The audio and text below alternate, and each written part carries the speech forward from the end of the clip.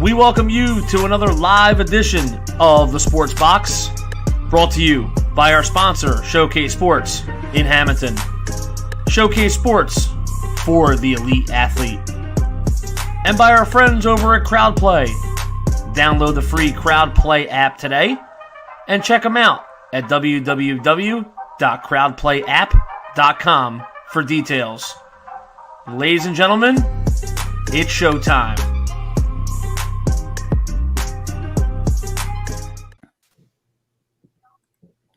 Hey everybody, welcome to the next edition of Cage My IQ on the Sports Box. I am your host, D-Bake, joined with me by my co-host, Miles Long. Yo. And then joining us for the first time on the Sports Box is Sammy Moore. How's it going, Sam? Hey, man, going good, man. I'm just happy to be here. Thank you for having me. No problem. And how are you doing today, Miles? I'm good. My room's not a meat locker anymore, so that's a big improvement. Yep. I can actually feel my toes. Yep. And as you know, we are Cage My IQ. Before we get started, if you want to check out any of our content, you can go to our Twitter page, which is at Cage IQ, Facebook, which is Cage My IQ SB, and the Instagram page, which is Cage My IQ. And then with our parent company that we go live on, the Sports Box, you can go to their page and check out all the content that we have on there, and then that all of our other shows from there have on there. But tonight we will be talking about the recap of UFC Vegas 19, Derrick Lewis versus Curtis Blaydes. Now, as you see in the picture that we had at the startup, the recap, the Black Beast team's Blaydes. As you know, everybody saw what happened. He knocked him out. We were getting into that a little bit more.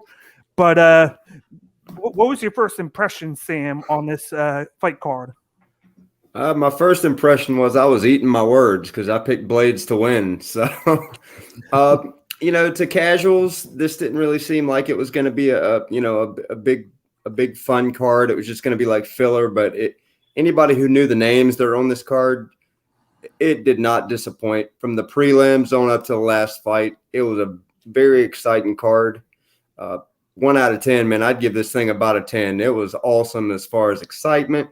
You had mixtures of submissions, strikes. Most all the fights were entertaining fights. Weren't many snooze fests in there. I was very happy with this fight. With this card.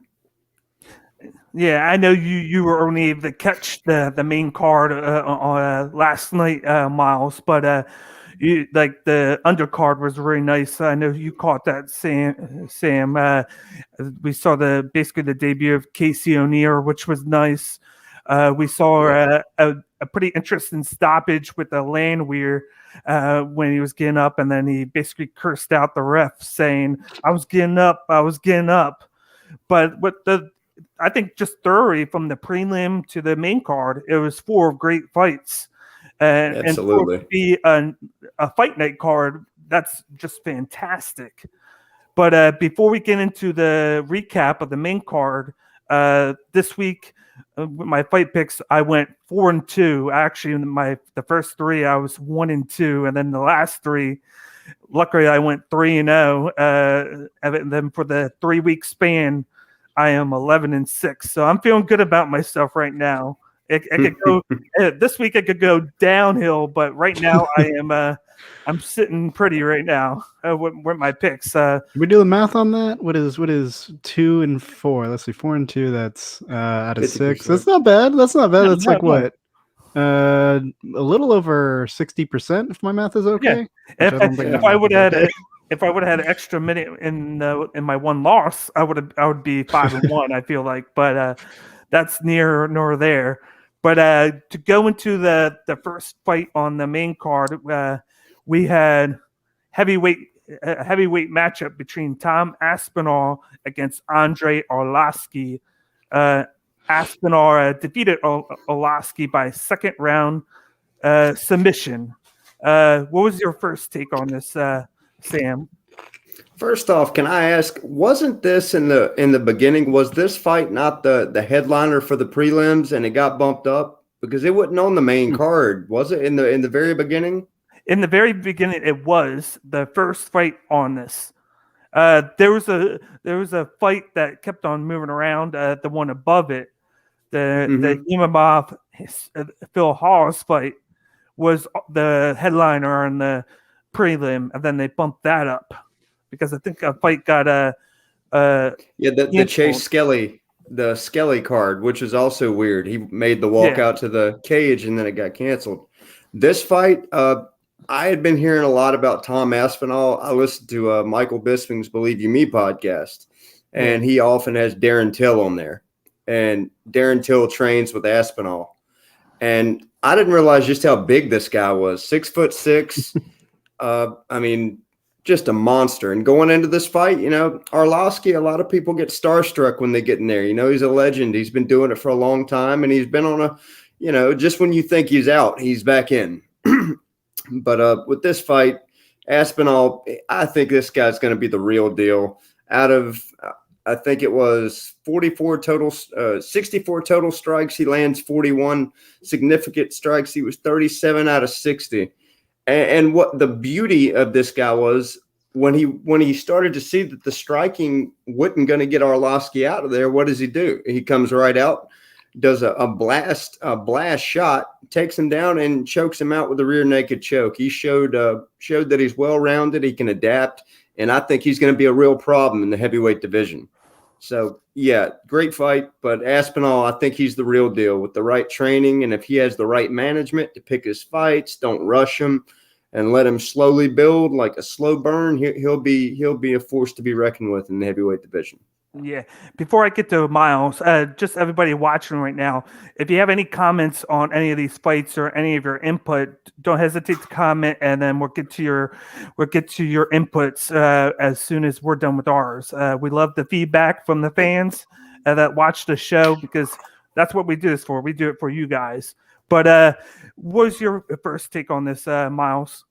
Yeah, no, this was an interesting fight. I ended up breaking down and just getting ESPN Plus so I could actually watch the fights, because all I was getting on YouTube were like these highlight reels that were weirdly edited to where like 5 seconds would be all right, and then they'd zoom in really close for no reason. It was mostly to avoid like DMCA's and shit, but yeah, it was kind of unwatchable. Unfortunately, they really control the amount of content that goes out, especially right after a fight. So fortunately, I got to see this in its entirety. I thought it was pretty cool. Tom Aspinall, definitely a young guy. He's very green. He's only got 3 fights in the UFC. This one was more of a challenge for him. And I don't know if you guys saw that. It was like the pre-fight story, how Tom Aspinall, when he was 14, saw Arlovsky fight like way back when it was in England. And he decided that's what I want to do. And so this was a real special fight for him, because that was the guy who inspired him to start training and get into the UFC or get into MMA in general. So that was kind of a cool little backstory. And then he choked him the fuck out. So, I guess it's that thing where, you train hard enough, your idols become your opponents. So that was an interesting little backstory to this. But I mean, yeah, Aspinall looks really good. I mean, he's still a young guy. He's pretty tall for the division. He's got decent reach. He's fast hands. That's really the takeaway from this fight, is how quick his hands are relative to the weight class.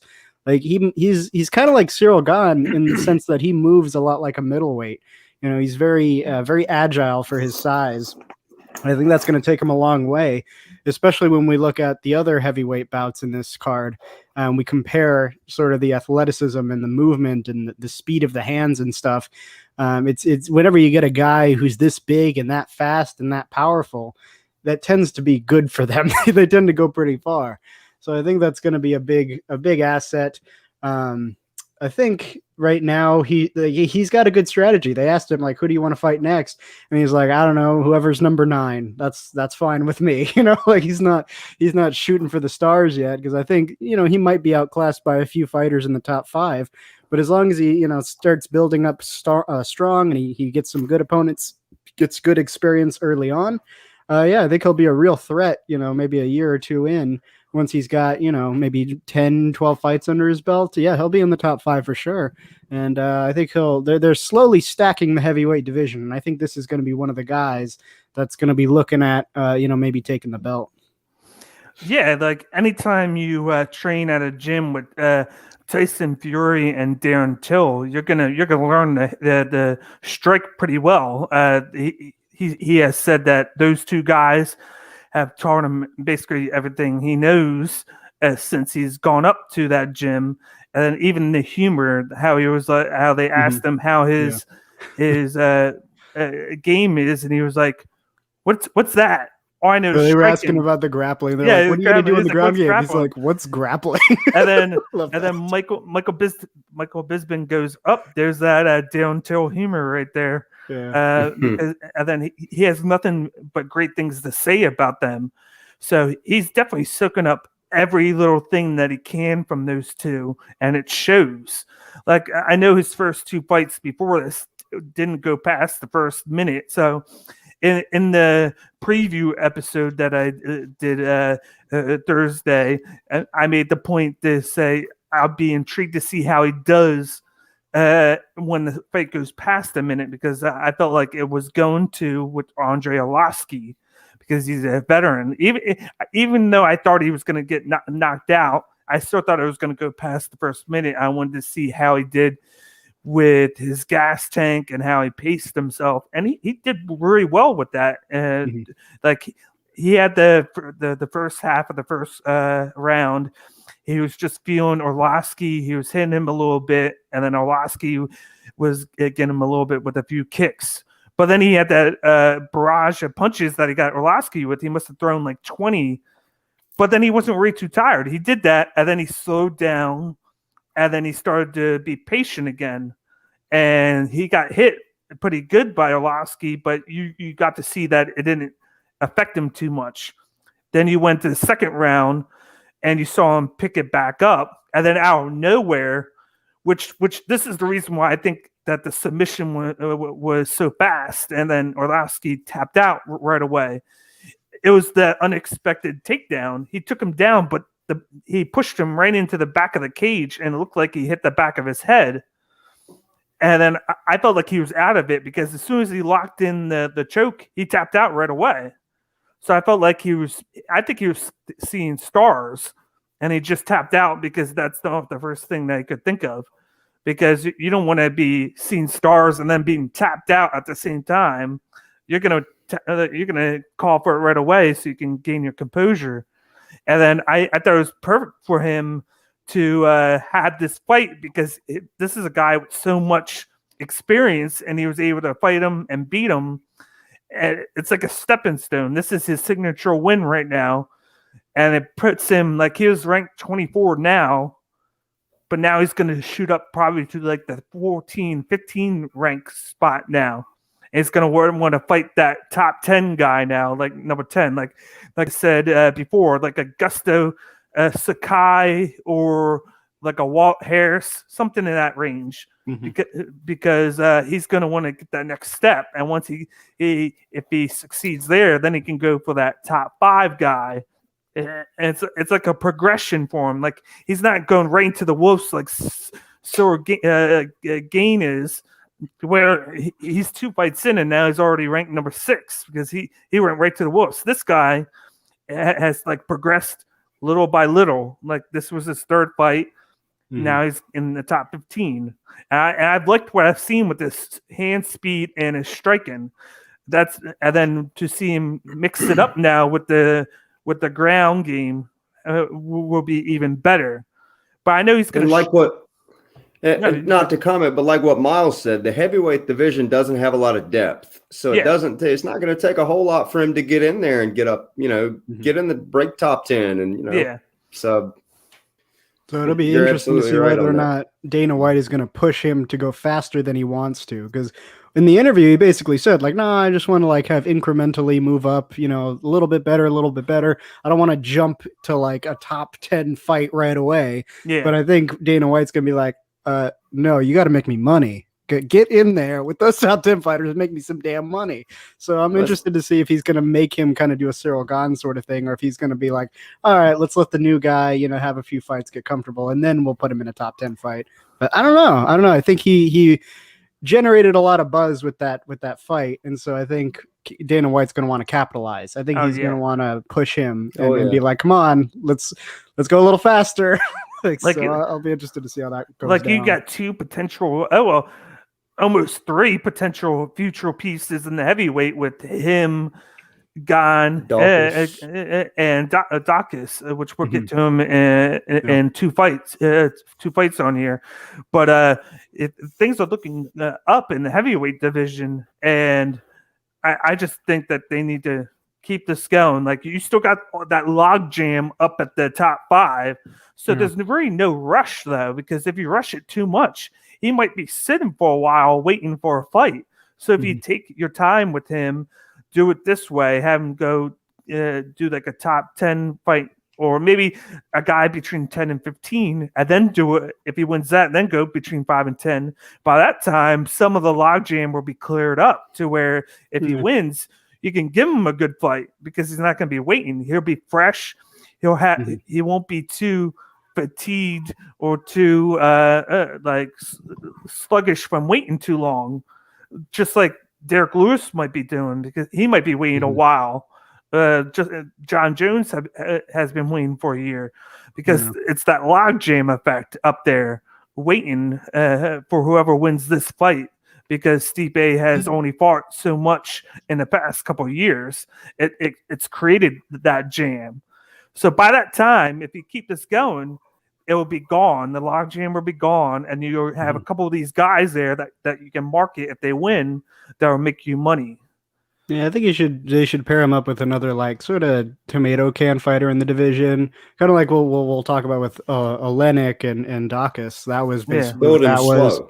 Yeah, I think they should maybe put him up against like a Junior Dos Santos. He's fallen down the ranks quite a bit. I think he could realistically win that fight. And Dos Santos just seems to be hanging out in the top 15 and just like making sure the caliber of fighter is like at a certain level at least. But he's not like impossible to beat at this point. He's aging out, and a lot of guys are just like I think for sure Aspinall or not. Yeah, Aspinall. I don't know why I blanked on his name, but I think he's definitely got the skill set to make Dos Santos cry. He's definitely past that level, but I don't know, maybe put him against a few guys who are, maybe older veterans who are starting to age out a little bit, help build the hype up, and not just chuck him straight into the top 10 right away. Like give it some time. Yeah. But to go from this fight to the second fight, which I know me and Sam have a lot to say about this, but we have had the matchup between a middleweight matchup between Phil Hars and Nasruddin Imavov, where Phil Hars won by majority decision 28-28, 29-28, and then 29-28. Sam, what's your first impression? If this fight went one more minute, Phil Hars probably wouldn't have won this fight. His wrestling saved him. But every time Imavov broke free, he was getting the best of him with the striking. With significant strikes in this fight, he landed 57 out of 93. That's over 61%. He was piecing him up, especially towards the end of the fight. If he would have started off, like he didn't start off nearly as fast as he finished out the fight. Phil Hars showed really good wrestling, really good control. He ground him down. I think it was 4 out of 7 for takedowns. His strikes weren't nearly as much, 31 out of 54 significant strikes. But the story of this one, like I said, Imavov had him beat with the striking. He just didn't turn it on fast enough, guys. That's really the only thing I can say. It was an entertaining fight. Hals, like I said, he looked good. But if Imavov just could have kept this fight standing and stayed away from the clinch and the grind up against the cage, Imavov would have won this fight. So, that's my take. Simple as that. Both of them look good. I think Hals has a ways to go with his striking, and Imavov's got a ways to go with his grappling. He's got to learn how to, sprawl out of some of those takedowns, get back up on his feet. So, good fight, entertaining fight. I picked that one wrong too, because I went with Imavov, but good fight for both of them. It's a learning curve for both, and they can look back on this fight and see just exactly what they need to work on to get better as fighters and to progress in the middleweight division. What about you, Miles? I like this fight. I like Phil Haas. I remember we started talking about him early on, so he's been on my radar of one of the people who, now that I'm getting back into watching UFC fairly regularly, I now know who he is, and I like him. He's pretty decent. He's an excellent wrestler. He's got a good credentials for grappling. His hands are The reason he has any striking at all is because he's strong. Like, look at the dude. He's pretty well defined.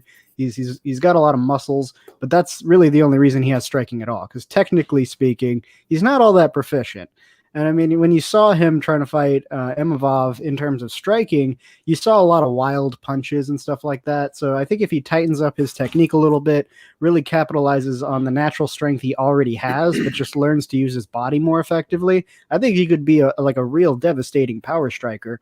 Right now, I think he's just relying mostly on wild swings, and if they connect, they're pretty freaking devastating. But if he tightens up his technique, I think that would have definitely made this fight go a lot differently. Because Imavov, he's not like the most technical striker, but he's better than Haas, and it came out in that last round because I think he was getting desperate. I think he knew he couldn't out wrestle Haas, so he was trying to do whatever he could to keep him in striking range, because that's when he had the advantage. And fortunately, Haas stuck to the game plan and kept wrestling. But yeah, if he hadn't, he would not have been able to match Imavov's technique. So I think this should be a wake-up call to Phil Haas. Like, he won this, but by the skin of his teeth. Like, you can't just wrestle away all your problems. You gotta work on your striking too. And it's interesting because in the pre-fight thing, he was talking about like, oh, my striking. It's like, dude, come on. Like, you almost lost because of your striking. So hopefully he gets the message. And Imavov wasn't looking too bad either. I think this should be, a learning experience to go, oh, okay, maybe I need to, round out my wrestling a little bit more. But then again, he was wrestling Phil Haas. So, I mean, yeah, the guy is a very experienced wrestler. So I don't know how much work you can really do to catch up to a guy like that. But no, overall, it was a pretty interesting fight. I didn't do any predictions beforehand on this one because I thought we were just going to do news. But like, going into this fight, I would have bet on Phil Haas anyway, just because he's got such a good wrestling background. Even when he is outclassed in striking, he's pretty good about like just putting them up against the cage and taking away their options, which isn't bad because he's good at takedowns, which means with a better striker, he can at least keep them from, hitting him and gaining points. Meanwhile, he's showing octagon control, and then hopefully he can take him to the ground and get some, ground control time there to catch up in the scorecards and avoid being knocked out. And that was basically his strategy here. Because there in that last round, he got wobbled a couple of times, but fortunately he was just like, nope, just stick to him like white on rice. And keep capitalizing on that wrestling game. And it carried him through, fortunately. Just barely, though. Just barely. But no, I'm interested to see how he develops as a fighter going forward in the division. Because in the middleweight division is pretty stacked. So I thought it was also funny in the post fight when they were like, "Who do you want to fight next?" He's like, I think that Chris Weidman guy, and who is that guy? Uriah, what's his name? The number 9 in the division, right? Like, all right, I get it. You're shit talking. It's cool, but I don't know who would win that exchange, Uriah Hall or Phil Haas. But I think Uriah Hall's he's pretty good. I know he's on a losing streak, but still, I don't know how that would shake down. Actually, Uriah Hall just beat Anderson Silva. Oh, okay. I didn't see that one on Halloween. Oh, on Halloween. That's why I didn't see it. Okay, I was doing Halloween stuff. Yeah, no, that'll be interesting to see how he goes. I think maybe a better matchup for him right now, it might be a Chris Weidman. Maybe like a let's see, who else was in that division? Maybe a Kevin Holland if they really want to test how much he's improved in terms of his striking, because that's going to be a tough one for him, especially with Kevin Holland being such an unorthodox striker. But I think there's some good matchups for him. He just has to put some time in the gym and work on those gaps in his game that he's got right now. But I think he could be one of the people in the top 10 who's, stacking that division. I think the first thing that he should do before he starts talking trash is work on his gas tank and work on his striking. Like, he hits you hard, but it's because he puts so much like force into his punching and energy. Like when he hits you hard, but it kind of reminds me of that Derrick Lewis where he hits you with like the wide hook or whatever, and then when it connects, it hurts. But a lot of the time, he misses, and then he goes for the takedowns, and he puts too much into it, and that's why he basically let Nasruddin back into this fight. Because the first round, it was all him. Nasruddin didn't really do too much. Yeah. But by second round, which to me, I'm probably the only one that thinks this, but I had the second round was a toss-up for me because Hawes didn't really hit him that much. And Nasruddin caught him with a really good hook halfway through that hurt Hawes. See, I thought it could have been an even round too, going into 3. I thought they might have been 1-1. And then, but they gave Hawes the benefit of the doubt because he took him down. But by the third round, he was gassed out. He was able to take him down the one time or the second, no, 2 times, but he didn't do anything with him. And then by the time Nasruddin got up, he hit him like really hard 2 shots. He almost finished him. And just like we said, if he would have had an extra minute, he would have finished at Hawes. Like Hawes was done. Like he put so much energy into his first 2 rounds that by the third round he was done. Like he had nothing left other than to lay on the guy and keep him from coming up. He was able to do that, but I felt like he has a lot to work on with his game, and I felt like just like the first judge, they had a 28-28. I kind of saw something like that because I felt like he didn't do anything in the third round, and he got beat badly in the third round to where it could have been a draw, but they gave it to Hawes. He is the better prospect of the two, and if he can work on putting less energy into some of those punches and striking, and then the takedowns, and then do something with them, he will be a great piece in the middleweight division. I don't think he matches up with Kevin Holland yet. Like I think he's far and away from him, and then I think he's far and away from Derek Brunson, who Holland is facing in a few weeks on a fight maybe night. Weidman though.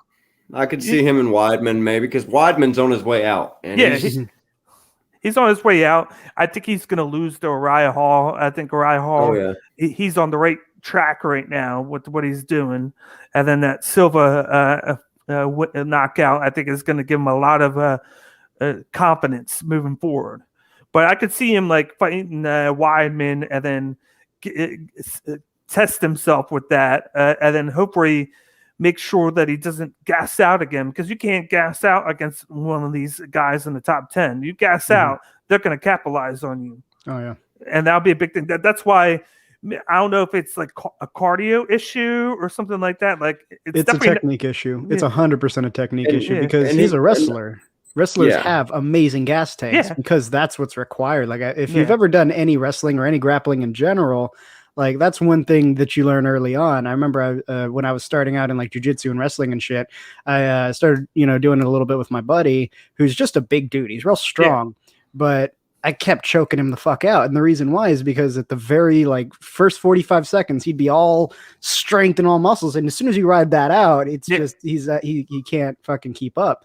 So wrestlers, especially when you think about like Olympic style wrestling, if you think about Greco-Roman wrestling, that kind of stuff, you need a tremendous amount of energy. But I think the problem with Phil Hawes is it's his punching technique. That's where he's draining all his energy because he's overthrowing and he's putting a ton of momentum behind his punches.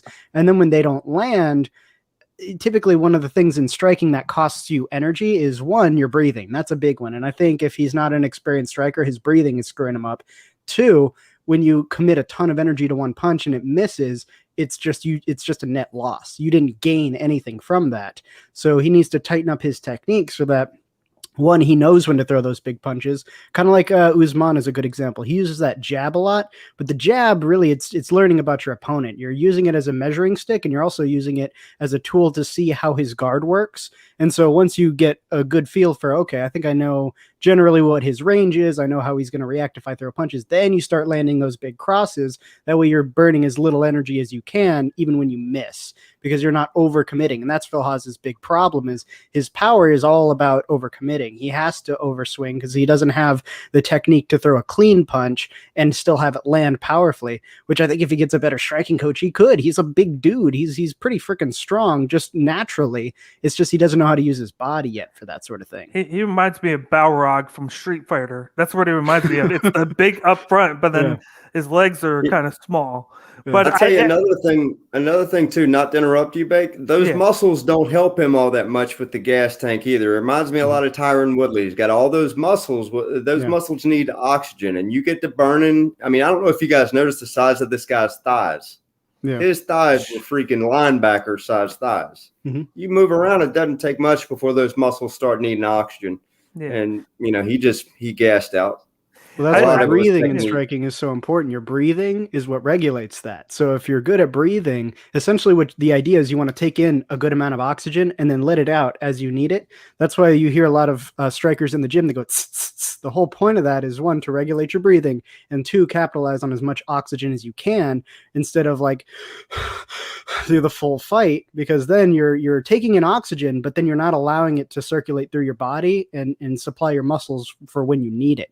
The idea is to take in oxygen, and then as it's in your lungs, what it's doing is it's going through and it's supplying your muscles for when you need them, and then you just let it out a little at a time, but you just got to remember to breathe. And I think that's what's screwing him up, because when he goes to the ground, he's all energy, he's fine there.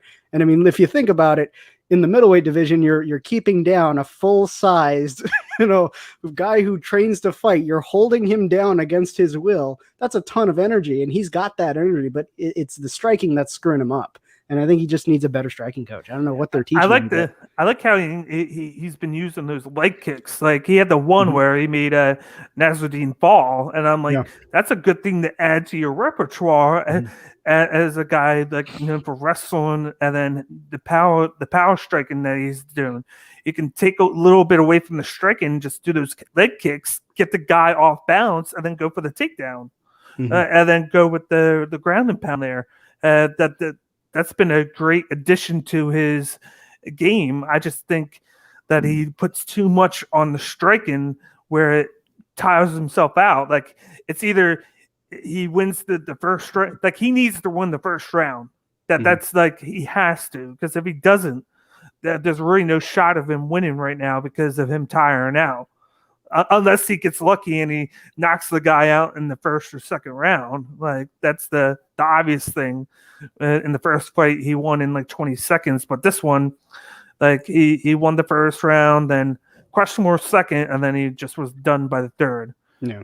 But to move on from that to the third fight, which we mentioned before, we had Chris Daukaus in a heavyweight matchup against Alexei Oleinik, where he defeated Oleinik by first round knockout.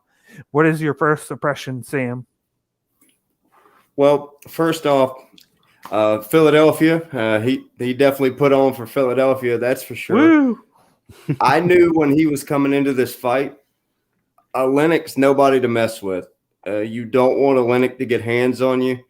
You definitely don't want to be on the ground or against the cage with him.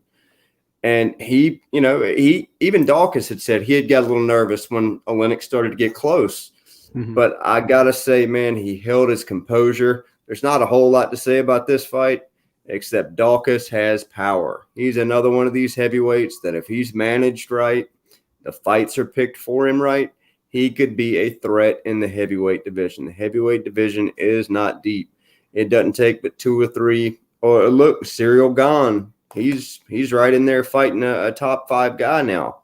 And, it doesn't take much for these guys to get up in that top 10 and start making waves, as long as, he doesn't get pushed down your throat and crammed down our throats. And, just pick his fights wisely, get him a few more guys around his record and around his range, and let him move into it slow. This guy's got heavy, heavy hands. He landed, it was 34 out of 56 significant strikes. No takedowns at all, and he didn't need them. All he did was keep Oleinik off with the jab. and then the big knockout shot, and that's it, man. This one was over quick, and congratulations to Chris Daukaus, man. He's going to be a big time player in the heavyweight division, along with Tom Aspinall. What about you, Miles? Yeah, this fight was also pretty interesting. You know, I see at this point, Oleinik, while he's had a long, MMA career, maybe not as long in the UFC, but he's got like, what is that, 59-15? That's Jesus, well over 60 fights, closing in on 70. The dude's got a long career, and he's not bad. It's just he's aging out. So it feels like he's one of those, tomato can fighters in the division that just kind of regulates quality going into the top 10. And, Daukaus definitely passed that test, but I kind of saw him doing it fairly easily. I mean, he's got better hands, and Oleinik, he's not great at trading punches. He's a grappler. That's really where his skill set is. And you saw early in the fight, Oleinik was trying to take it to the ground, but Daukaus, he's actually got pretty decent grappling credentials himself. He's a Brazilian Jiu-Jitsu black belt, so he was able to kind of navigate his way out of that and keep it in the striking range, and just took Oleinik apart after that because he was not ready to stand and trade. But I mean, for his size, he's definitely like a good power puncher. If you kind of look at his build, he's not as bulky, he's not like as built up top as a lot of these heavyweights. So I think it'll be interesting to see. I would personally, if I was his trainer, I'd have him doing a lot of powerlifting, build up a lot of strength, because he doesn't need to be bulky. I think that's an advantage that he's not, this big swole dude. I think that's going to help him in the long run with like speed. And if he gets into a grappling situation, typically the bigger, bulkier guys gas out when it comes to like wrestling or on the ground, unless they have that, that wrestling background already. But he's got a good amount of power relative to his size and his build. So I think if he capitalizes on that going forward, and like he said in the post-fight, he was like, yeah, I don't really care who I fight next. Just like the next guy up on the list, I don't need to like get rocketed into the top 5 too quickly. I just want to, kind of move at my own pace and, improve as I go along. I think that's a great plan because it gives him a lot of time to really capitalize on the things that he's good at and look for holes in his game going forward. And I think maybe one of those holes might be wrestling. I don't know how much wrestling background he has, but once you get up into the top 5 in the division, you've got some decent wrestlers. You got Curtis Blaydes. Derrick Lewis isn't really a wrestler, but he's big. Alexander Volkov has decent wrestling in clinch work. Cyril Gahn has decent wrestling. So, I mean, that's, I think, something he would need to address moving forward. But overall, he did a really good, top 10 debut here. And I think he deserves that top 10 spot. It'll just be a matter of pacing at this point. You know what I'm saying? Yeah, and I think for this fight, I think it's safe to say that Alexei Oleinik probably should retire because in the past couple of fights he's been knocked out. He looks slower than what he was when he came into the UFC. He's just lacking that movement. Like he has the striking that was doing okay, but like his bread and butter is the submission and grappling. But it seemed like Chris Daukaus was able to deal with that, and then Oleinik was just too slow to transition from ground to standing up or standing up to the ground, and Chris Daukaus took advantage of it, and then halfway through the first, it just looked like Oleinik was already tired out, and then he wasn't even hit that much. He was hit once or twice before that, and then all of a sudden you just get that outpour of shots from Daukaus, and he just finished him. And he just felt like he had no answer for it. Like he just stood there and took it until the ref stopped the fight. And I think it's a good thing for Daukaus. He was able to get in, get out with vaguely any like shots. Like he was put into like submission attempts once or twice. And that's it. Like he didn't take that many shots. He could probably get a fight in like a month or two because nothing was really done to him. He can get back and get moving again, and then face somebody in the top 10. Like I think maybe he should face like a Junior Dos Santos, like somebody like that, because you got the top 5. It's all logjam, and they're all booked for the next month.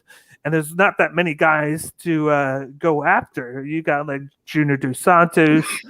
You could fight the probably the winner like he could fight Aspinall, but I think they would want to keep them apart because they have like, if they could keep winning, that's like a fight that they might want in the future. So I think that like maybe Junior Dos Santos against Chris Dawkins would work that way. You got another guy, kind of like with Aspinall, and him just did. They fought guys that were aging, that are ready to probably leave, but they were battle tested. So if they win, they get experience and they can learn from those fights.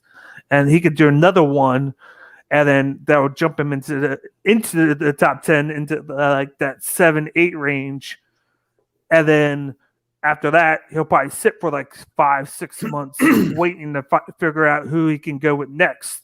Like maybe he's waiting for the winner of Rosenstruck and Gane, and like maybe he waits for that, or maybe he fights the loser because the winner would jump into the top 5. And a loser will be around that 7 to 10 range. So maybe he fights the loser of the main event on Saturday. There's options there. That's what the heavyweight division has right now. They have options up there where if you want to stay active, you can stay active. But if you want to wait, because you're up there waiting for the logjam, you don't want to lose your spot, you can do that too. But I think these guys need to stay active compared to the veterans up top, and I think you're going to see him booked in probably May or June. But to move to the fourth fight on the card, it was actually one of my favorite ones. We had a matchup between a featherweight matchup where Derrick Minner defeated Charles Rosa by a unanimous decision, 30-26, 30-27, and then 29-27. What's your first thoughts, Sam? I thought this. I'm not sure who got performance of the night. I'm sure it was probably Derrick Lewis, but I thought Derrick Minner should have got performance of the night. Coming into this fight, Charles Rosa, talked about how the Minner's ground game couldn't compete with his. How he was on another level, and what a joke. Bro, Derrick Minner. Sit there, 4 out of 5 takedowns. That's 80%. Significant strikes, 45 out of 60. Total strikes, 96 out of 117. And he got one knockdown. But the point is, this fight was complete domination from beginning to end. They had some good exchanges, a few good rolls. But the only thing Rosa was doing was staying alive. Yeah, there wasn't much offense out of him. His only offense was to save his ass. I mean, Derrick Minner really showed out last Saturday. He put on a great performance. He was humble in victory. He could have went and ran his mouth, about how Rosa and he dominated him, but he didn't. Humble guy. He's a journeyman. He's been around for a while. But to come out here to be on the main card and put on such an entertaining fight and to just completely dominate from start to finish and put on an exciting fight was absolutely remarkable. I thought this was the best fight on the card as far as after it was all said and done, the most entertaining fight. And kudos to Minner, man. Great performance. Absolutely great performance. What about you, Miles? So this was an interesting fight because it was a clinic in high level grappling. I disagree that Charles Rosa wasn't offensive. He was. The problem was his Minner was better. So Rosa was constantly looking for submissions, but his whole game revolved around fighting from his back. And the problem with fighting from your back, while mostly when you go into like jiu-jitsu, right? Your first, white belt, blue belt, and a little into purple belt, you learn a ton from your back, generally speaking. Like you learn all of white belt, well, not all of it, but a vast majority of white belt is learning submissions from front guard. And you're on your back the whole time, and you're learning, okay, here's how I get to my Kimuras, here's how I get to my omoplatas and my arm bars, all of which Rosa was trying to go for. He had multiple attempts at all the ones I just listed. And they ended up in some very crazy positions. Like they ended up in 50-50 guard. You almost never see a 50-50 guard in competition because it's so like the steps you take to get there are just sort of kind of off the beaten path in terms of what you would usually do in a competition style match. So I mean, yeah, these were two guys who were pretty well experienced on the ground. The problem with Rosa is he was trying to fight from his back, but Minner had a very dominant top heavy pressure game. So he would just get into these top positions, which Charles Rosa was like, oh, okay, cool. This is my home base. I'm going to try for my submissions. But Minner was just like, no, I'm not going to let you do that. And he just dominated from the top position. So it came down to Minner was better at top position than Rosa was at bottom. And I don't know why Rosa was thinking he could maybe outdo Minner, because the problem with bottom game is if you don't have successful submission attempts, it gasses you out pretty quick and you're not in a good position. So like if at any point you decide, this isn't working out, I better get back to my feet, that's a long journey to go from your back up to your feet into striking range. That takes a lot of energy, and it kind of depends on the other guy making a lot of mistakes. You know what I'm saying? And I think Michael Bisping, he had a good assessment of that. He was like, well, you make a couple attempts. I don't think it was on this fight. I think it was on the next one. But the same point stands where he's like, well, if you're on the ground and you make some submission attempts and it's just not working out for you, then you might need to regroup and come up with a different game plan. Maybe, try to get some at least ground control and work back to your feet, soften them up with the striking, and then you can try again. That would have been the strategy here for Rosa, but he didn't. He just kept wanting to grapple with Minner, or at the very least, when he tried to avoid a grappling situation, Minner just took him to the ground and had his way. This was a very one-sided fight, and it really showcased, both of their grappling abilities, but particularly Minner. He really, earned that victory. And this was, I think he had like 13 minutes of ground control time. Like it was completely one-sided. So yeah, it was a very entertaining fight, and I'm interested to see where Minner goes next, because we saw some striking ability a little bit. He's not the most technical striker, but his grappling game is something to behold. So I'm interested to see how he does with the rest of the division as he moves up. I'm trying to think of some names that he might be good against, but the higher up you get in this division, the more well-rounded the guys get, like your Max Holloways, your Brian Ortegas. I think he would have trouble with anybody in the top 5 for sure. Maybe someone in bottom 10, like between the 10 rank and the 15 rank. I don't know. I'm just looking at the rankings. Maybe an Edson Barbosa, maybe. I don't know. That's a tough one because there's a lot of names here I don't know as well. So I think that's also part of it. Yeah, like what I was impressed with him was the transition game when he would get him down. The way he was flawlessly able to transition from guard to mid guard to guard, get him on his back. All the different submission attempts that he was able to get on Arusa. He was able to do it with ease and fluidly. Like he just looked so great at doing that. Like he must have had 8 to 10 submission attempts in that 3-round span. He was able to just get him down, move to whatever position he wanted to, and lock something in. And I thought he had the one guillotine choke, but then Rosa got out. But then he moved. He was like, okay, I'm going to move to a different position. Mm-hmm. I'm going to go to side guard and then try and trick you out that way. And then that didn't happen. But he just like you said, he controlled the whole fight on the ground. The whole fight was placed on the ground. But another thing that I was impressed with was his striking. He outstriked Rusa like 68 to like 15, something crazy like that. Mm-hmm. And he's not known for his striking. He's known for his grappling. He out of his 24 wins, 22 of them are submission. Because he tries to get you on the ground and submit you, but he showed improvement in the striking game, which in the long run is going to be really good for him because you're going to have to stand up and strike with guys if you can't get them down. But he's developing really well because it looked like he was probably going to be on his way out of the UFC, but now it looks like he's sitting good. I want to see him have a nice fight after this, maybe like you said, like a Barbosa, a Bryce Mitchell, or a Shane Burgos. I kind of want to see him face Shane Burgos.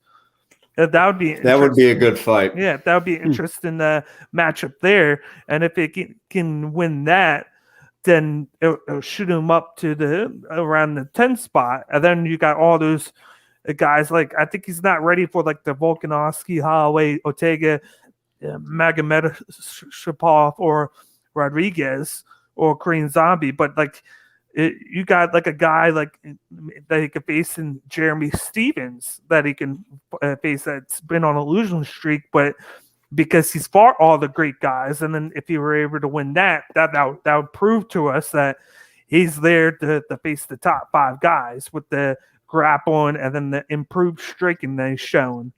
But this was just a pure dominance, and then just like Bisbin said in commentary right after this, he was like, "I don't care what happens after this." It was like, if you go by just overall dominance and performance, this guy should have won like a fight of the night or performance of the night, at least honors, because he dominated Rusa in this. And it's crazy to think that they had Mitter as a plus 180 in this. He was the underdog going into this. Because I just felt like with how bad Rusa was against the takedown, his takedown defense was just horrible going into this, and it showed because he was ragdolled the whole fight. And then I went with Mitter with this because I thought he was going to be able to do this all day, which he did. So I'm excited to see where he goes with next, and then to see who they pair him up with. Because if he can do this to somebody else, he has a bright future. But to move on to the co-main event, which shocked a couple of people with the result, but I felt happy about it because I picked it right, was was a women's bantamweight match where Yana Kunitskaya defeated Ketlin Vieira by unanimous decision. All 3 judges scored this 29-28. Where's your first thoughts on this, Sam? Well, if I'm not mistaken, Yana came in the underdog. Did she not? I think so, yeah. Plus 250. Oh wow. Yeah, I know it was number 7 taking on number 6, and I got to tell you, if you would ask me before that fight or ask me after, I thought Caitlin Vera looked like she should have been ranked way higher. I mean, Kunitskaya should have been ranked way higher than Vieira. She really put on a clinic in this fight. I didn't see it going that way. I don't know much about either one of these ladies, but just listening, from Bisping and everybody talk before the fight, it seemed like it was going to kind of be a shoe-in for Vieira. And, man, it wasn't. Yana looked really good. 47 out of 60 significant strikes. That's almost 80% connection. I mean, that's really good. I mean, she put on a good performance. Good, and it was a entertaining fight. Every minute, every round of that fight was entertaining. Some good scrambles, some good strikes. It just, bottom line, Yana just pieced her up. And towards the end of the fight, Caitlin was wearing it on her face. She was pretty beat up. But a good fight, and got to give it to Yana Kunitskaya. Sorry, I think I said that right. I hope so. Yeah. What about you, Miles? Miles, what do you think? Who'd you go with on this one? You're the Brazilian Jiu-Jitsu guy. I didn't know really anything about these two, to be honest, going into this fight. So I was just kind of checking out the credentials and the way people were talking up Vera. And I was like, okay, so if she lives up to the hype, we should see sort of like a Minner sort of performance where it's just very one-sided grappling. She's got the striking ability, but everybody was really talking about her grappling ability more so. And then Kunitskaya looks like I think they said she was like Taekwondo, definitely like some sort of kickboxing mix. She trains with her boyfriend, Thiago Santos. Oh, interesting. Okay. Yeah. Huh, interesting. But yeah, definitely she's got a good striking ability. And I think what happened was, because the first round was definitely Vera. She did a good job closing distance, getting her to the ground, and then, taking away her options, looking for those submission attempts. And then Kunitskaya, she made an adjustment. That's very important in a fight, is if your original game plan or you figure out like something you're doing is wrong, your ability to adjust for the rest of the fight is really what keeps you in the game. Otherwise, you get like a Chris Rosa situation where it's just you keep making the same mistakes over and over and over again, and it just gets worse as the fight goes on. But Kunitskaya, early on, she was like, all right, that first round, not great. So she made some adjustments. She was a lot more cognizant of, the ranges. And when she did go to the ground, she was like, all right, just relax, try to get to your top position. And even if you can't out grapple her, what you can do is wear her down with your striking. And that's, I think, a big reason why a lot of her striking connected, even though this was mostly a grappling match, is because when they were on the ground, Vera was trying to, get those submissions and trying to work to these guards that she was familiar with. Meanwhile, Kunitskaya was just like, well, I'm just going to punch you in the face as many times as I can, right? Like there in the third round when she was in back control, Vera took her back, and Kunitskaya just started raining punches in her face. Meanwhile, Vieira's like, all right, let me try for that rear naked choke. Like she was trying, but like it's difficult to get a choke when you're getting punched in the face repeatedly. And that's what kind of threw off her submission game, was all the striking from the ground that Kunitskaya was accumulating on the cards as well. So when it went to decision, that was the better strategy, instead of Vera like trying to absorb punches and submit at the same time. And as we got into the second and the third round, Kunitskaya got better at that. She got better at finding those opportunities to throw in her striking, particularly right at the end of the third round. She dropped those big, heavy elbows, opened up Vera's face, and there was just like blood coming out of that gash on her forehead. That hematoma, yeah. Yeah, no, it was real nasty, but that was, it was just a matter of strategy at this point. Like Vera was very committed to the one strategy she came into this fight with, whereas Kunitskaya was flexible. And as the situation changed, she was able to assess what was going on and go, okay, what I was planning to do, maybe not the best. So let me readjust and kind of go with what's happening in like according to how the fight is evolving. Let me evolve with it. And I think that's really what put her over the top here, to where it was really her striking that got her all the points on the scorecards for the unanimous decision. Because if she had tried to play Vieira's game and been like, all right, let's try to out grapple her, kind of like what she was trying to do in the first round, was match grappling for grappling, and it didn't work out. But if she had, stayed in that mindset, this would have easily gone to Vieira, but she didn't. So that was, good on her. That's exactly what you're supposed to do. And I think she's definitely earned, moving up in the ranks, as a result of this fight. And as long as she keeps that sort of flexible mindset, I think she can go, pretty decently far, probably secure herself a spot in the top 5 if, she keeps on the right path. Speaking of bloody face, here's a picture of her after she was being attended to after the fight, because it happened in the last 30 seconds. Yeah. Where she got elbowed right there, and then it was just that big hematoma, which was just nasty.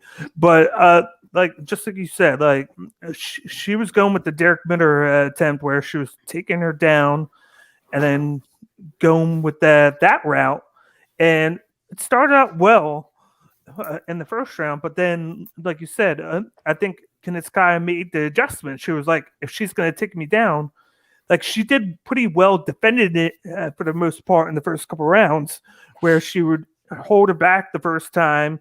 She held her at bay, but then she got taken down. But every time she got taken down, I think Kunitskaya was on her back for 10 minutes of the fight. 10 of the 15 minutes she was on her back, but Vieira wasn't doing much of anything when she got her down. She didn't really throw any punches or make her work. She was just trying to, like you said, lock in a submission or move from guard to side guard. But every time she was doing that, Kunitskaya was just punching, hit her with the elbow, punch. She just kept active. She was just adding all those striking to the scorecards, and the scorecard at the end was like 178-16. Yeah, something crazy. When you have somebody on their back for 10 of the 15 minutes, and you can only get 16 strikes, that's a problem. And then you had people that were like, How did she lose when she had her on her back the whole time? It's because she wasn't active with it at all. Like it was kind of like the Curtis Blaydes effect, but the difference is Curtis Blaydes was able to take down Volkov 15 times. That's a big gap. Yeah. Like that's huge. and he just he let him up, take him down, let him up, take him down, and then he added a little bit of striking into there. But Vieira, she took her down, I think 4 times, and she stayed down. But Kanitskaya was okay with it. She was like, okay, I'll just keep hitting you because you're not doing anything to me. And then I'll just keep adding on the scorecard because it's going to be in my favor because the takedown isn't as heavily favored as it used to be. It's more 50-50 now. And I'm going to, even in the first round, they gave it to Vieira, but Kanitskaya had her in the first round 58 strikes to 3. And she lost the first round. Second round, Kanitskaya had it 68-6. And then she had the third round, I think the same thing, like 56-7. She dominated in striking because she just kept on being active. She knew what she needed to do. And then at the end of the third, when you kind of could have been like, oh, is it this or that? She came in, she reversed the guard, had Vieira on her back, and then hit her with a couple elbows and then started like striking her. And she got her Vieira all bloodied up. And then right before the bell rang. And then, of course, they gave it to Kanitskaya. And now that she has won this, she'll probably get that top 3 matchup, which it's going to be interesting to see what they do with it because I was looking at the top 5, and Nunez is fighting Megan Hamilton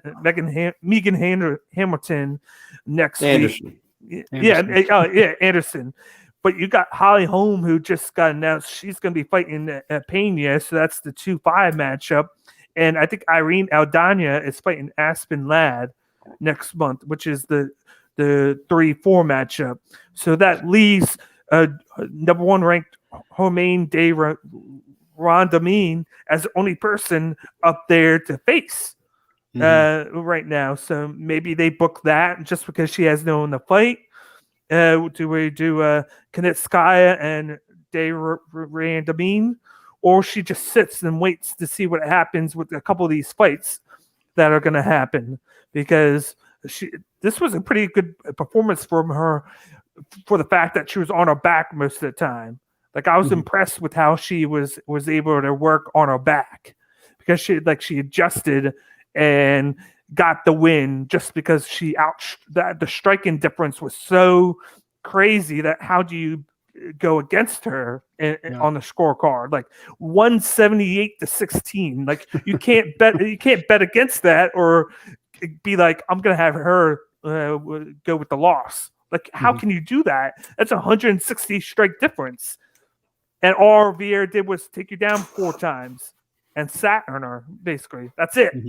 I felt good about it. Like I told Sam, like if she lost, that they would have gave Kanitskaya a loss, I would have just stopped watching. I would have just went to bed. Because it would have been pointless at that time because you would have been putting out the wrong output there. Like, oh yeah, she outstruck her, but because she took her down 3 times, we're giving her the win because she had to. Because there's difference between controlling her on the ground for 10 minutes and controlling them on the ground and doing something with it. Like, if you're just laying on them, you're not doing anything. You're just laying on them. She was just laying and praying, man. She wasn't doing anything, bro. Yeah, she was just minimizing what was going to happen to her, which she wound up not doing that, because, as you see with the bloody face that she had right there. But it's a good thing for Kanitskaya. She wants to get into that top 3 spot now. Like she's going to go from 7. I'm going to say she moves to like 3 or 4, and then at least 4, I think. Yeah, because you're gonna have 2 of those women in the top 5 that are going to lose. They're going to go right behind her unless it's like a really great matchup, and then like she's going to sit there and either wait or get Jermaine Randamine, who hasn't fought in a little while. But I think fought since she fought Nunez and lost. She hasn't fought since then, last year. That's the perfect matchup to make. Then give her that fight, and then if she does good there, then off to the races. Because you know how Nunez has been defending both belts. She's the only one that's been doing it since Cejudo retired. Those 2 are the only ones that have done it, and which is good. Like I'm glad she said she was going to defend both, and she goes back and forth between them, which is I think why that when you look at the rankings for the divisions, they actually combine the bantamweight and the featherweight with the women's because she defends it against both of them. So it's like she's almost beat like the whole top 10 almost. But not to waste too much time on this one, but now we're going to move into the main event that we got right now, which was Derrick Lewis, who defeated Curtis Blaydes by second round KO. And this wasn't just a KO. This was a crazy KO, like bad. But what's your first thoughts of this, Sam? All right, before we go any further, guys, I feel like I need to say this stat. Derrick Lewis landed 7 strikes, period, throughout the whole fight. Yeah. 7 strikes. 0 submissions, 0 takedowns, 7 strikes. That's it. That's all it took for this guy to completely obliterate a top 5 contender. Curtis Blaydes was winning this fight. He looked good. But the main thing that impressed me even more than the knockout with Derrick Lewis, Blaydes was 0 for 3 on takedowns. Lewis is getting better with the takedown defense. This is a different fighter than when we saw him fight Daniel Cormier for the belt. Derrick Lewis is going to be a force to be reckoned with. He keeps getting better. And I can't quit saying it. 7 strikes and he won that fight. And it only took 1. The sad part about this fight, and I was telling you about this, Bakes, this should have been a number 1 contenders fight, man. This is what I'm talking about with them jamming up divisions, predetermining fights. And like you had told me, all right, John Jones is supposed to get the winner of Stipe and Ngannou. What if Adesanya wins? Why would John Jones not go back? And that's the fight people want to see. What if he dominates Jan Hovich and then he calls out Jones? How do you not book that? It's just not fair that this guy put on the performance of a lifetime. And after the fight, the post-fight press conference, he's talking about fighting Alistair Overeem. Hey, that's who his call out was. He said he wanted to fight Alistair Overeem because he's a legend. And Alistair Overeem doesn't want that fight. Derrick Lewis, this guy should be fighting the winner of that fight. That's so unfair that the UFC does this with their bullshit matchmaking. It just blows my mind the way that Dana White and Sean Shelby, project these fights. John Jones hadn't fought in forever. Ngannou and Stipe. Stipe hadn't fought since he beat DC. That's almost a year and a half. This is absolutely ridiculous, man. Derrick Lewis put on the performance of a lifetime, and that punch he threw. Now, granted, that was a hard uppercut. That was half of what he's got. He didn't sit down and throw that. He just caught him in he was going for the shot, and he hit him with an uppercut. And he flattened that man out. Derrick Lewis should be fighting for a belt. He put on a hell of a performance and game planning. You think he didn't practice that uppercut 1,000 times, knowing Blaydes is a wrestler and he's going to go for the shot? And the fact that he shut the takedown all 3 times, he shut the takedown completely down. Big props to Derrick Lewis, and it's just a shame that they're going to set up some bullshit fight with him and Overeem, or he'll end up having to fight down instead of fighting up in the rankings, and that's insanely stupid matchmaking to me. So I've been building on that one, fellas. Miles, what do you think, buddy? So props to Derrick Lewis for the win. That was a good fight for him. However, I still think Curtis Blaydes was the better fighter. And here's the problem. I think the fight was more Curtis Blaydes fucking up than it was Derrick Lewis being amazing. Because here's the thing. I think Curtis Blaydes was too anxious for the takedown. I think he was trying to rush it, trying to get into that wrestling range. And I think it was probably his coach was like, you got to wrestle the guy. You got to wrestle him because your wrestling is better than his wrestling. And you can just wrestle your way to a fucking win. But the problem was he wasn't setting up those shoots. He wasn't setting up those entrances. And so every time Derrick Lewis was like, no, we're not going to do that. And he would just hit him. But I think if Curtis Blaydes had instead worn him down in the legs, had been delivering a lot of heavy calf and leg shuts, he would have worn down Derrick Lewis, and eventually he could have set up something to make that wrestling happen. But instead, he was just too overeager. He would just kind of go in with very little setup, very little, especially that last takedown attempt, the one that got him knocked out. He literally just ran in. Like, he was like, oh, I see a takedown attempt. And then Derrick Lewis punched him in the face. And that's exactly what he deserves for that bullshit. Like, what the fuck was that? Like, I mean, every time it was just a bad game plan. That's what it was. I think if Curtis Blaydes had spent the first round, leg kick, and then, trading some hands, because he did have really good evasion. He did have, the ability to kind of weather that storm. But then he would go for the takedown attempt, and that's where he incurred the most damage, was these half-assed takedown attempts.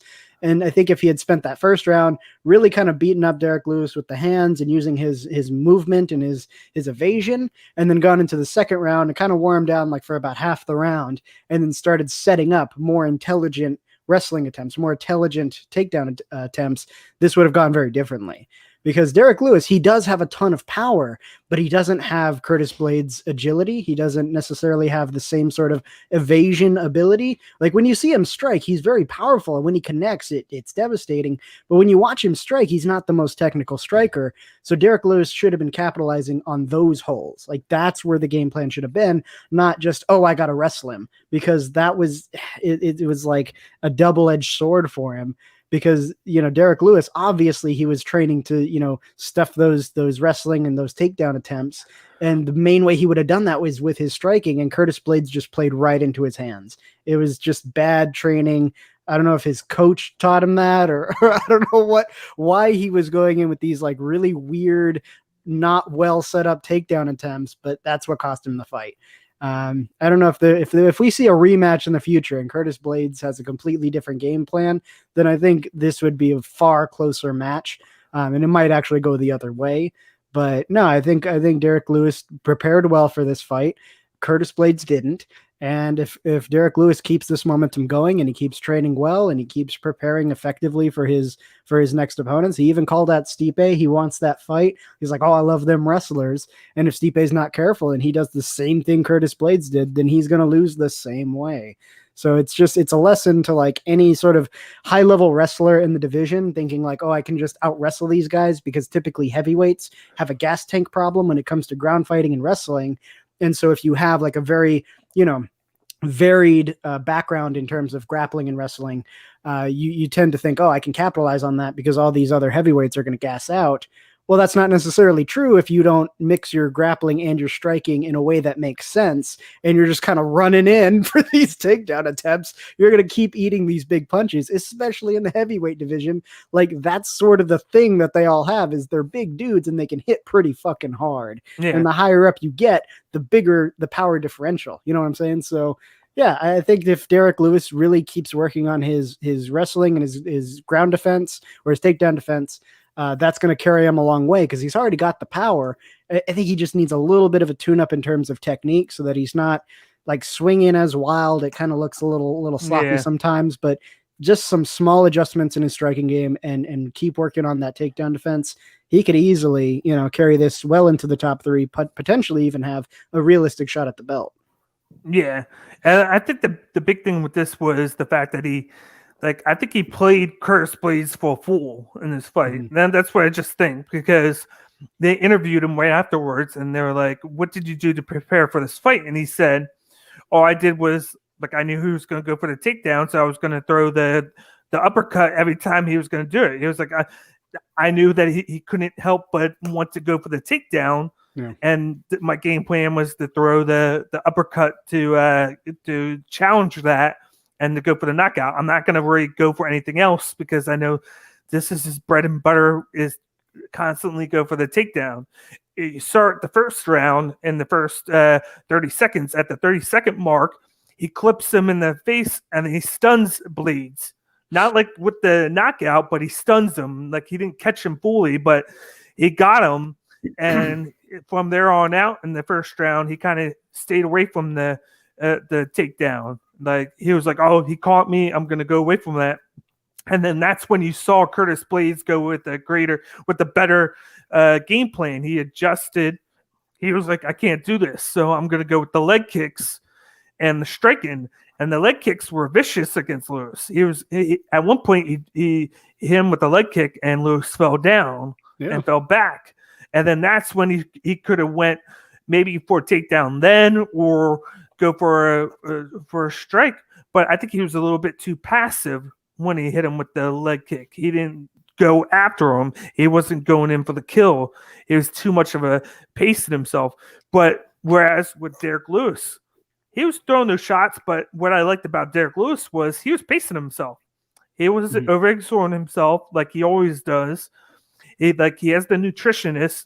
He looks a lot leaner than he was. This is probably about the leanest he's going to be, but he looked great. Mm-hmm. And then he had a certain game plan, and he stuck to it. And he didn't veer away from it because he felt like that's what he needed to do, because he knew that Blaydes wasn't going to pass up a takedown. The second one, he stuffed him, and I think it was the beginning of the second round. He stuffed him, and then Blaydes went back to the kicks, but then all of a sudden he goes for the third one, uppercut. He didn't even get the full uppercut. It was like he got him with the fist, and he basically just forced him down.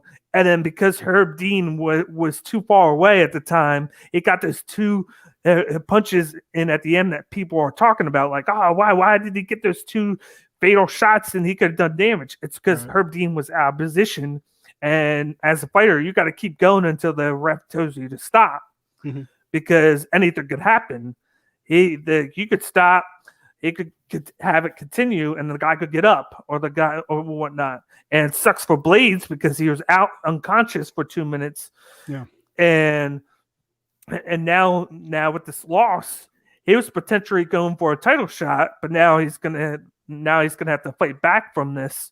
And I don't know where they're gonna have him go next. Maybe the winner of Gane and Rosenstruck, or the loser. Who knows? Like, he was one away from the shot, and now he has to reset. But he should have kept going with the leg kick game and then striking afterwards, because he would have eventually killed Derrick Lewis's legs with bruising, with how vicious Lewis kicks were. Like, he was dropping him down like a tree, like an axe to a tree with every time he kicked him. Like, it was that bad. And for him to have too much want to go for the takedown, even though he knew that Derrick Lewis was defending it, that was his one focus. Like, he didn't care what happened to him as long as he saw the takedown come, so he could throw the uppercut.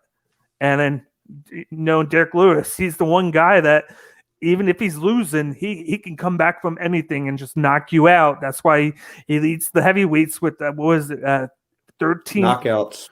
13 knockouts now. He set the record last fight, and then he's just adding to it. And now he's sitting in that position, like you say, where he has to wait now because John Jones, of course, is being gifted the title shot. Yeah. Even though I think he should win a fight. Like I would want to see Derrick Lewis and John Jones, because John Jones needs to me, prove himself first. I think that Blaydes and John Jones would be a good match. The wrestling, I thought. Yeah. But now Derrick Lewis is going to be sitting for a while, unless they go and you give him the loser of Stipe and Ngannou, and then of course John Jones gets the winner. If you do that, I'd be okay with that, because at least you're booking him a top 3 guy there. Like, say, and Lewis said that the main reason he don't want to fight, because he doesn't want to go 5 rounds. He said that in the post fight. He'd rather fight 3-round fights, even if he's not fighting for a belt. He said he'd rather fight 3-round fights instead of 5-round.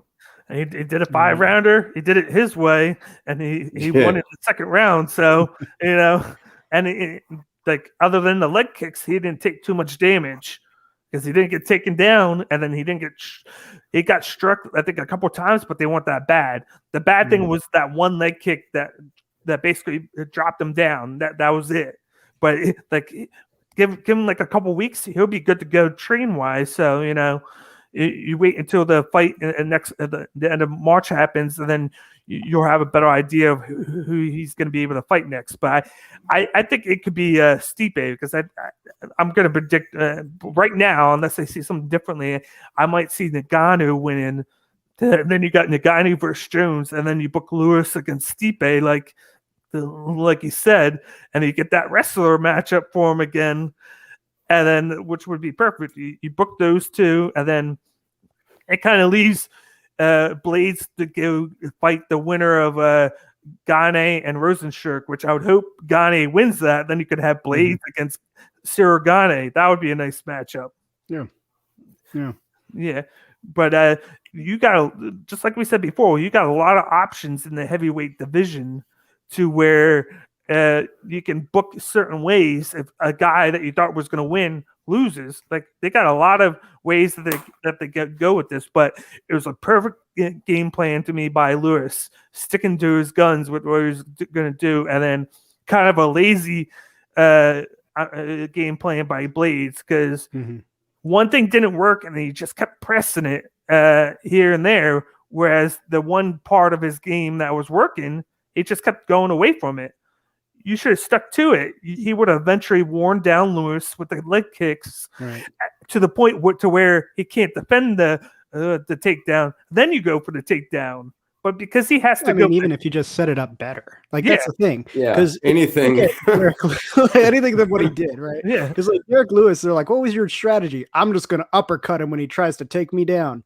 That's not a strategy. That's like a technique, like, so the minute that it doesn't go that way, that uppercut doesn't really account for much. Like I was teaching the other day. I have a student who I teach combatives too. She's been through some shit, and so she wanted me to teach her. And I was talking to her about setting up kicks. You never just throw a kick, even in the ring. That's a really bad idea, because the minute that kick, A, doesn't land, you're out of position. B, if it does land and they catch it, if they're a grappler, you're going to the floor because you're on one leg. So it's the same thing with wrestling. If you just charge in, then you can get punched in the face, and that's not going to work. So if Curtis Blaydes had even just thought a little bit about him and like, okay, well, what if I wear down that front leg? He's going to eventually have to switch his guard, and he's going to be fighting southpaw, which, maybe he's good at, maybe he's not. But over time, if I wear on the leg, I wear on the body, I wear on the head, he's going to trip up. When he overthrows one of those big shots, I can slip, and then there's my body lock. There's my back take. Then I can take him to the cage. But he was just like, "Nah, I'm just going to run in." Like, what the fuck was that? I think honestly, he just underestimated he thought it would be a lot easier wrestling Derrick Lewis than it really was. I mean, it just showed he was unflexible in that fight, because he didn't think okay, the very first round, that should have been when he's like, okay, I can't do that. I can't just rush in, because he's prepared for that. He got hit the first time. He got hit the first time right away. He thought that would have been the wake up call. Oh, he almost knocked me out there. Maybe I shouldn't go do that. He was it was like the running of the bulls with how he was going for the takedown. He would just put his head down, go like he normally does. With a normal guy, you could do that, but Derrick Lewis is a big guy, and if he's going for the uppercut, he's going for the uppercut. And then as soon as he did that, I would have been like, okay, I'm not doing that again. I'm not doing that again, because I almost just lost it. Go for the leg kicks. Oh, I'm having success there, but you know what? Let me go away from that, because I got to go for the takedown. And it was just, it was just bad. And then he needs to learn from this. It was kind of funny. His wife or whoever did a little thing on Twitter where she was asking him about the fight. He was like, it was like a ham to the nail, and he must have had a concussion, because he was like, I was the hammer, and then he was the nail. And she was like, his wife was like, don't you mean you're the nail, and then Lewis was the hammer? Ooh. Yeah. He was like, yeah. He was like, I got knocked out, blah blah blah. But that was a pretty bad knockout too. Like if you notice what happened, flattened him out before he laid down. He was flattened out as he fell. He was still stiffening up. It was the punch, and then he pushed him down with the punch, and then he was down. But the reason he was unconscious was the boom boom stop. Well, I mean, what it that was. knockout in particular, like whenever you see people get knocked out, they do one of two things. Either they ragdoll and they kind of go limp, or they stiffen up. The stiffening up is associated with more severe concussions because what they believe happens is your brain twists inside your skull and then it Yeah, overextends your absolutely. brainstem. And then with the stiffening up, they call that, I think it's fencing behavior. It's what you see in babies when they kind of like stiffen their arms up.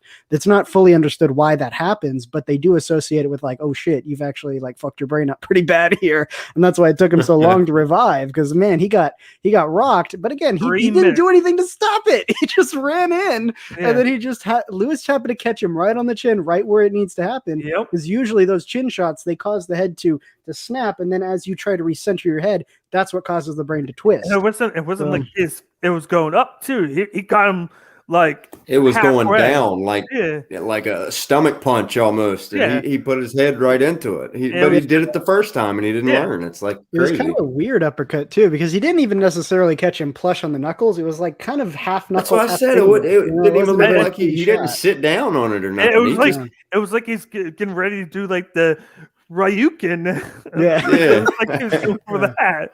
And then he was getting ready to go up, but he caught him and he won the fight. And then now he's the guy who's moving on for into the top 3 now, where his prize is to sit on his ass now, because now he has to wait to see who John Jones gets to fight instead of him. Like that's just like you said. That's what I hate about this is.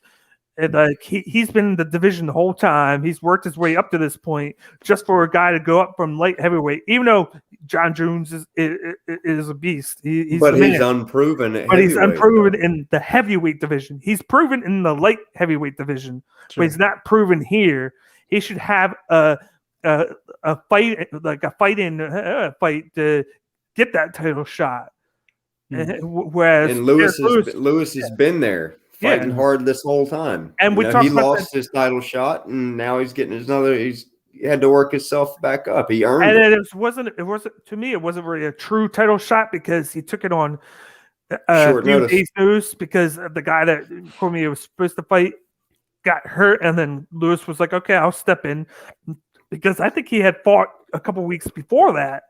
Mark Hunt. Yeah, and then did he fight Mark Hunt? It was Mark Hunt, or I think it was because it wasn't right after the shocking win. Or maybe it was the shocking win against Volkov, where he pulled it out of his ass, and then he got. It was one of the two, but he took it right away. And then that was when he was really big. But now he has the nutritionist where he does a lot of cardio. He slimmed down and he's changed his game a little bit. It's still the power punch game, but he's added some kicks and some knees. You saw that in the fight too. You saw him do a couple of those knee ups to where he was keeping Blaydes at bay a little bit at time. Like he's improving, and he absolutely is improving. Just like Miles said, he just needs to improve like the striking, like not just overstrike too much. Like if he can get the accuracy with it, it'll be even deadlier, which is scary. Because if we could get a better Lewis than we have now, I don't want to face him. I'd still love to see him and Ngannou fight and actually fight. The last time they wouldn't throw. Nobody wanted to be the first one to get hit. Yeah. I would love to see Lewis and Ngannou, man. I think if Lewis kind of adopts an Usman strategy where he uses his striking and keeps him at bay with, because I mean his jabs even are pretty heavy, but if he uses that to set up these bigger power strikes without having to rely on like just generating momentum by swinging your arm as hard as you can, I think he'd be definitely a big threat, especially in the top 3. But I don't know. We'll see how he moves forward from here, because if he's sitting on his ass, that's a lot of time to improve, right? That's a lot of time to build on the things you're good at and try to cover the holes of what you're not good at. So I guess it'll depend on, his training camps from here on out, how much he improves while he's waiting for that next fight. And once he knows who that opponent is, hopefully he gets enough notice to build a better game plan rather than, if he tries to take me down, I'll uppercut him. It worked out this time, but going forward, I think that's a little too rudimentary, Yep. But before we get ready to go, because we're done recapping UFC Vegas 19, do you guys have anything to say before we head out? Not too much. No, I'm good to go. Check out my stuff Thanks. with the Laughs and Rec podcast. I got audio episodes every week, except for this week. I'm planning to go back to school to become a teacher, so I was busy doing that. But we are going to There you do. go. It's a good job. Congrats. Yeah, I'm excited about it. It should be fun. I'm going for 4th to 8th grade core subjects, and then once I have a little experience, I really want to teach high school history, like world history type stuff. That's my passion. Nice. But yeah, this week we are doing a live stream though on Thursday, 5 p.m. Central. It's twitch.tv at the Laughs and Rec podcasts. Instead of the ampersand, just put and. You'll find me. We're going to be talking about conspiracy theories and current events this week. So it's going to be good. And start off with a little bit of how pissed I am at our Texas leaders for how they handled the whole freezing everybody out and Ted Cruz goes to Mexico. Yeah, bullshit. Ted Cruz went to Mexico, Oh didn't he? man, that pissed me off so bad. But we'll start with that, and then we'll get into some fun YouTube conspiracy theorists and just see how far down that rabbit hole we go. And then yeah, just check that out. It's gonna be a lot of fun. And then how about you tell us about the Devil's Advocate articles that you've been writing, Sam? Oh yeah, man! You guys, I do opinion-based and recaps and covers of UFC and Bellator shows. You can find me at whatthebuzz.com. Like I said, my articles are Devil's Advocates, what they're all labeled. Check me out and hit me back up if you got any opinions or just let me know what you think. And you can always find me here at with Bakes at Cage My IQ. Whenever he has me, I'll always be here, guys. So. Yep. And then for me, you can catch me. Here's a preview for Thursday. Me and my buddy Jim from the Active Geek podcast. He's been my go-to guy on Thursdays to preview the fight night cards. It's just been a thing that I wanted to add to break out more content. We pre-record episodes on Thursday, and then I release it around Thursday night at like 7-8 o'clock. That you can catch them on YouTube. But me and him are gonna preview UFC Fight Night Rosenstruck versus Gane, which is going to be a really great heavyweight matchup this Saturday, just like we just had with Lewis and Blaydes. And it's going to be another wrinkle into that top 5 of the heavyweight division that we're going to add, because right now I think Rosenstruck is 4 or 5, and then Gane is actually number 6. I thought he was number 8. 7 in the division. Oh, 7.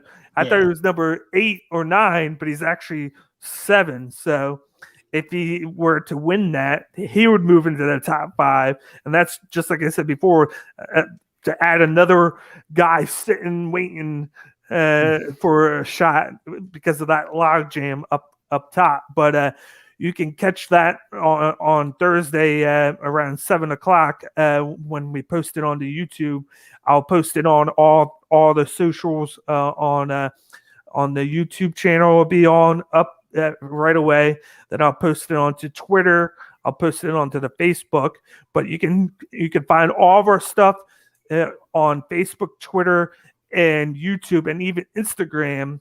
Just go to Twitter at Cage IQ. Facebook is Cage My IQ SB, and then Instagram is Cage My IQ, and then YouTube is also Cage My IQ. So just give us a follow, subscribe to our pages for all of our content. You can see the Devil's Advocate articles on the Facebook page, and then I'll share it to the group as well.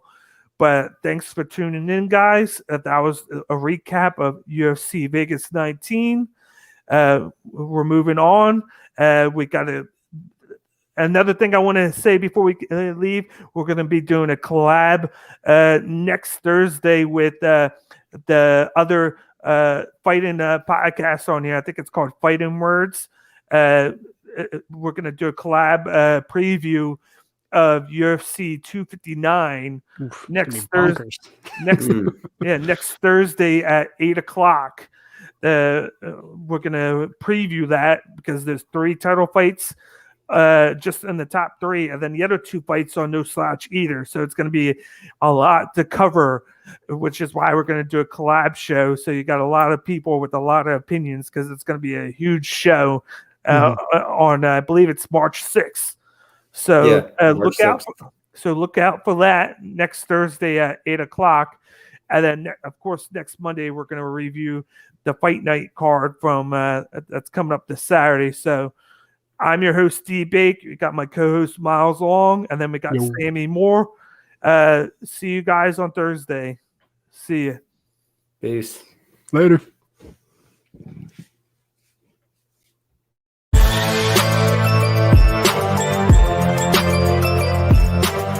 Thank you for watching this episode of Cage My IQ on the Sports Box. Please remember to follow us on all of our social media outlets.